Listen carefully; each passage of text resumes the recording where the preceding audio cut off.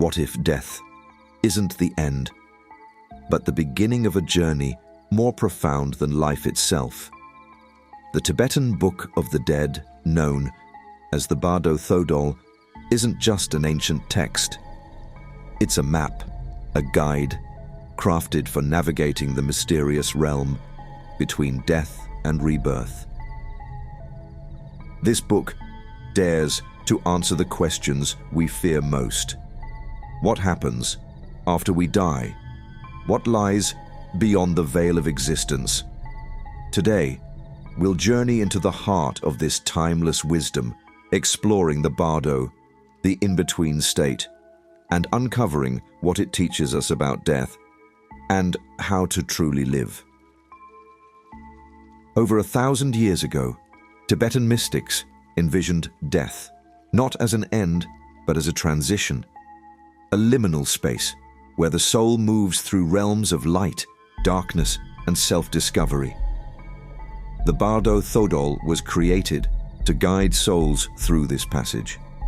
Monks would read it aloud to the dying or recently deceased, offering instructions and insights to help them navigate the journey. But this wasn't just a guide for the dead. It was also for the living.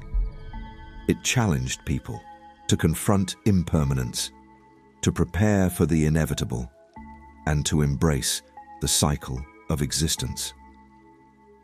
In Tibetan Buddhism, the Bardo refers to a transitional state, a space between worlds. It's not limited to death. It applies to any profound transformation in life. But the Bardo of death, the focus of the Tibetan Book of the Dead, is the most mysterious. According to the text, after death, the soul enters a series of states, each presenting unique challenges and opportunities. The Chikai Bardo, the moment of death; the Chonyid Bardo, the realm of visions; the Sidpa Bardo, the stage of rebirth. These phases aren't just external, they're reflections of the mind, revealing the soul's deepest fears, desires, and attachments. Picture this. Your final breath fades, and suddenly you're surrounded by a blinding light. The clear light of reality, as the text calls it, is the soul's first encounter after death. This light isn't external. It's the purest reflection of your mind. If you recognize it, the Tibetan Book of the Dead says, you can achieve liberation, a release from the cycle of birth and death. But for many, the light is overwhelming, even frightening. Fear causes the soul to retreat, and the journey into the next Bardo begins. Swirling lights, celestial beings, and vivid visions surround you. These aren't external forces. They're projections of your own consciousness. In this realm, the mind's deepest layers come alive. Peaceful deities appear, reflecting your highest qualities: compassion, wisdom, and clarity.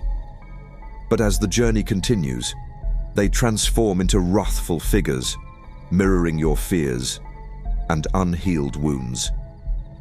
Here lies the ultimate test. Can you recognize these visions as reflections of your own mind? If you can, the path to liberation is open. But if fear takes over, the soul moves deeper into the cycle of existence. The third and final Bardo is the Sidpa Bardo, the stage of rebirth. At this point, the soul is drawn toward its next life, guided by unresolved desires and karmic imprints. Every thought, every emotion becomes a force, shaping the reality of the next incarnation. But there's a choice: clarity or entrapment. If the soul can find stillness amidst the chaos, it can transcend the cycle of rebirth entirely. The Tibetan Book of the Dead isn't just about preparing for death. It's about transforming how we live. It teaches us to embrace impermanence, to confront our fears, and to cultivate compassion. These lessons aren't reserved for the afterlife. They're tools for navigating the transitions we face every day. Think about it. How many times in life do we find ourselves in a bardo, a space between what was and what's yet to come? Every heartbreak, every new beginning, every moment of uncertainty is an opportunity for growth. By facing these transitions with awareness, we prepare not just for death, but for a life of purpose and clarity.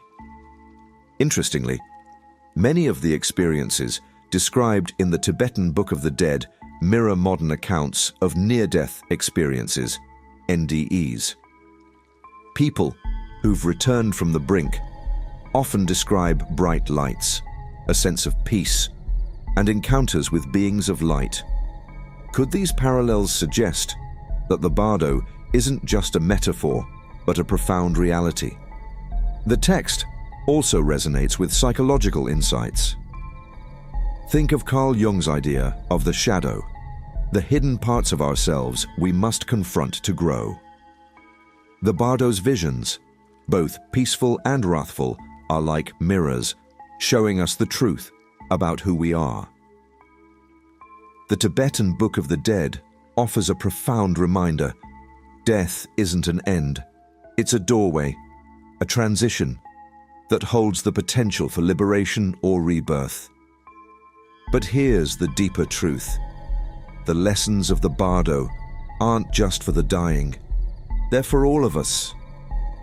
By embracing impermanence, by preparing for the transitions we'll all face, we can live with greater clarity, compassion, and courage.